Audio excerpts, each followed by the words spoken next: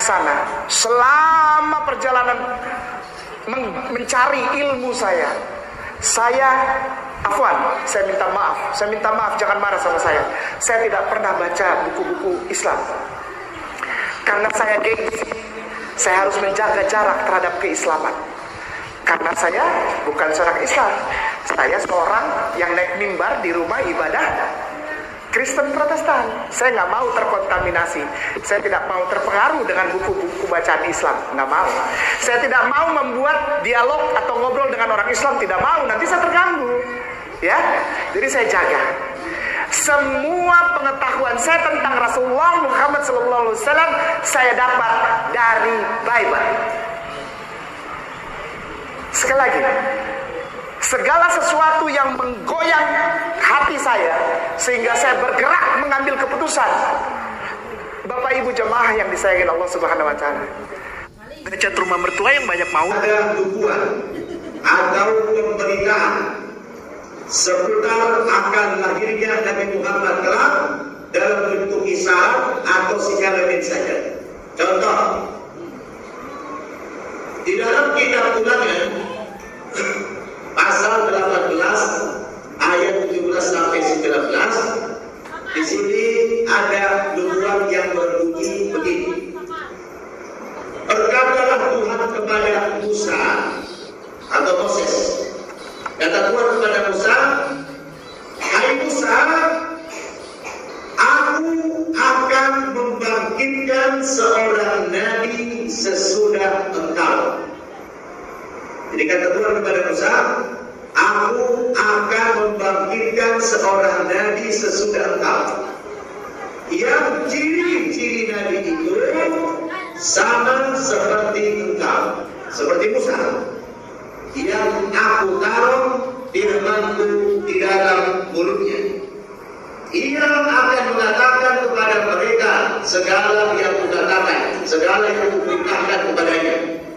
Orang yang tidak mendengarkan segala firman-Ku yang akan diucapkan nabi itu demi namaku, daripadanya akan dituntut bertanggungjawab." Coba kita renungkan ayat ini.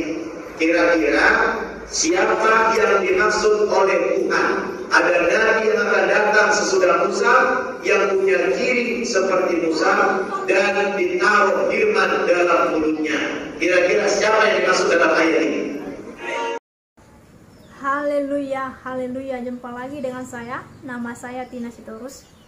Dan kita telah melihat Bapak Ibu atau menonton channelnya Pak Ustadz Kainama. Bapak ini berkata bahwa dia seorang pelayan Tuhan. Dia sudah pernah berdiri di mimbar, Bapak Ibu ya. Dan dia bertobat atau mualaf karena membaca firman Tuhan, Bapak Ibu ya. Mari kita baca Yohanes 15 ayat 26. "Jikalau penghibur yang akan kuutus dari Bapa datang, yaitu roh kebenaran yang keluar dari Bapa, ia akan bersaksi tentang aku." Jadi Ustadz ini, Ustadz Kainama atau orang muslim yang lain, karena saya melihat channel yang lain pun sama juga pembahasannya. Jadi kata Ustadz ini, karena Ustadz ini katanya dia seorang pendeta, sehingga saya masukkan Bapak ini saja. Bahwa Ustadz ini berkata bahwa dia menemukan ayat di Alkitab bahwa ada nama Muhammad di situ, Bapak Ibu. Jadi di Yohanes itu mereka percaya, agama saudara kita muslim ini, mereka percaya bahwa si Muhammadlah yang dinubuatkan Yesus Kristus yang akan datang. Saudaraku yang kasih dalam Tuhan Yesus Kristus, saya sudah lama Kristen. Saya belum pernah mendengar khotbahnya pendeta bahwa ada di Alkitab orang Kristen tentang si Muhammad atau menyinggung si Muhammad, Bapak Ibu. Atau yayasan mana yang mengajarkan bahwa si Muhammad ada, Bapak Ibu? Tidak ada. Hanya yang mengajarkan ada si Muhammad adalah orang muslim, Bapak Ibu. Jadi saudara nggak usah mengakui bahwa saudara dari Kristen jadi mualaf. Sehingga saudara berkata, saya menemukan bahwa si Muhammad ada. Saudaraku yang kasih dalam Tuhan Yesus Kristus, saya bangga memiliki Alkitab saya. Sekalipun saya tidak lahir dari dulu, Bapak Ibu ya. Saya percaya Tuhan memakai pendeta-pendeta, bapak-bapak pendeta yang mengartikan Alkitab suci ini ke semua bahasa. Saudara bisa melihat, cek di Google ya Bapak Ibu, di Play Store. Saudara bisa cari Sabda, Alkitab Sabda. Saudara bisa cek semua bahasa ada di sana Bapak Ibu Alkitab. Jadi saudara bisa cek. Tidak ada nama si Muhammad.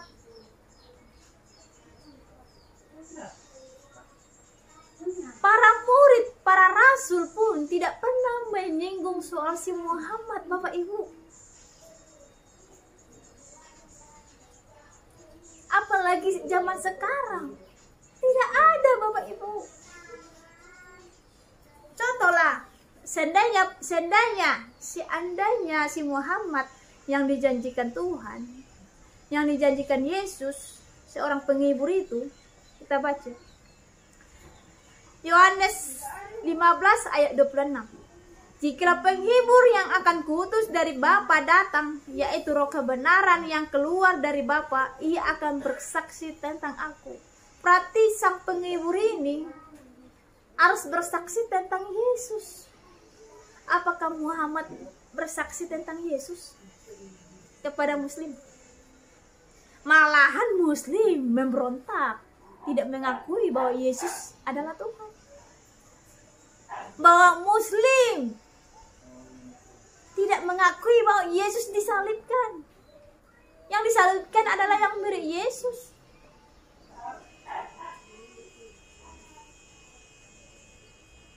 Apakah Muslim mengakui bahwa Yesus telah bangkit? Tidak. Si Muhammad tidak bersaksi tentang Yesus. Lari dari jalur seperti ini Bapak Ibu. Tidak satu arah Bapak Ibu ya. Kalau satu arah kan seperti ini Bapak Ibu, satu arah. Kalau satu arah ini seperti ini ya. Ini seperti ini Bapak Ibu. Ini kanan, ini kiri. Tidak satu arah. Jadi si Muhammad tidak pernah menceritakan tentang Yesus.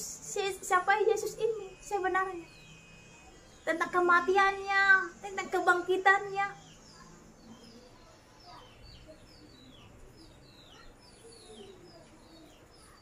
Jadi saudaraku yang kasih dalam Tuhan Yesus Kristus, saudara jangan memberitakan Injil yang lain.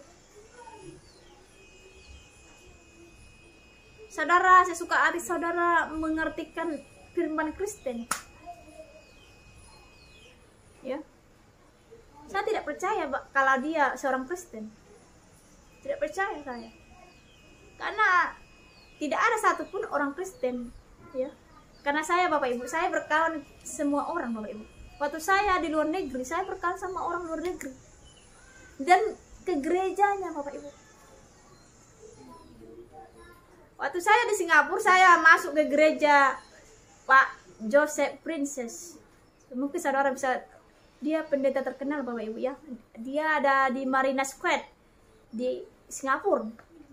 Tidak pernah Bapak ini menyinggung, atau siapapun tidak pernah menyinggung tentang si Muhammad ada di Alkitab orang Kristen.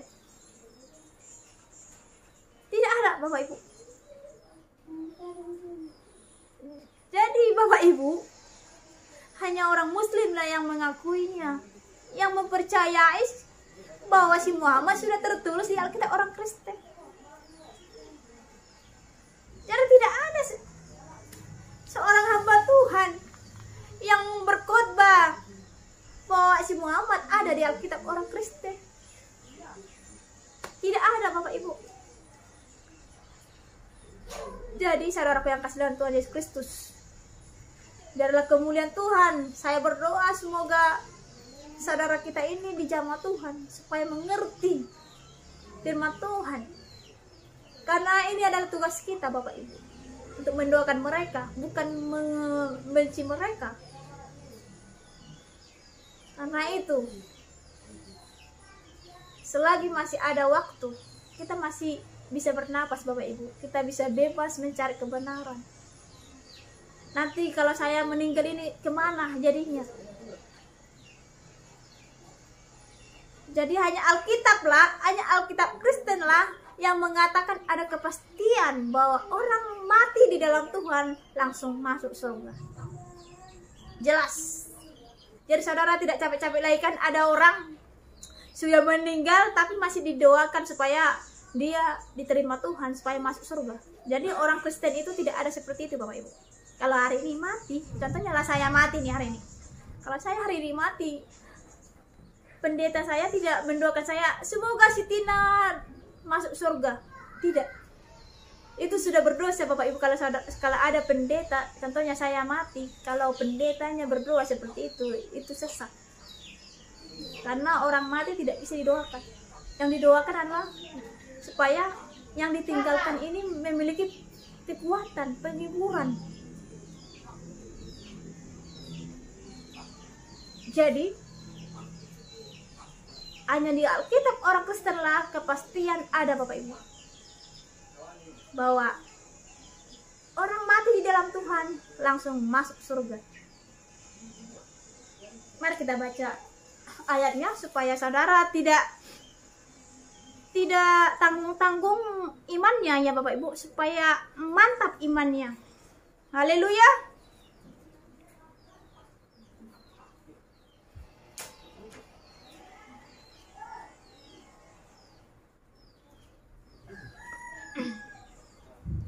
Mari kita baca Yohanes 14 ayat 1 sampai 3. Beginilah bunyi firman Tuhan. Janganlah gelisah hatimu, percayalah kepada Allah, percayalah juga kepadaku. Di rumah Bapakku banyak tempat tinggal. Jika tidak demikian, tentu aku mengatakannya kepadamu, sebab aku pergi ke situ untuk menyediakan tempat bagimu. Wah, luar biasa Bapak. Jika tidak demikian, tentu aku mengatakannya kepadamu, sebab aku pergi ke situ untuk menyediakan tempat bagimu, bagi saya, bagimu, saudaraku. Haleluya, haleluya. Jadi Tuhan pergi untuk menyediakan tempat bagi saya dan saudara. Sangat clear Bapak Ibu, sangat clear di Alkitab Kristen. Jadi saudaraku yang kasih dalam Tuhan Yesus Kristus, biarlah Roh Kudus menjamah saudara kita Muslim ini supaya mengerti firman Tuhan. Karena itulah jalan satu-satunya. Jadi kalau kita berdebat gak ada gunanya. Saya hanya bisa mendoakan Bapak Ibu supaya Roh Kudus yang bekerja Bapak Ibu ya. Karena lawan kita bukan darah dan daging. Seperti di Efesus 6 ya. Lawan kita bukan darah dan daging, tapi roh jahat. Roh yang membutakan hati saudara supaya tidak menerima firman Tuhan. Itu kita harus patahkan dengan kuasa Yesus Kristus, darah yang kudus. Jadi sampai di sinilah firman Tuhan yang saya sampaikan hari ini, supaya biarlah lihat channel ini saudara saya Muslim semakin mantap untuk mengikuti Yesus Kristus. Iman kepada Yesus Kristus, dasar iman kepada Yesus Kristus, supaya saya dan saudara bisa berjumpa di surga. Haleluya. Salam damai. Tuhan Yesus memberkati.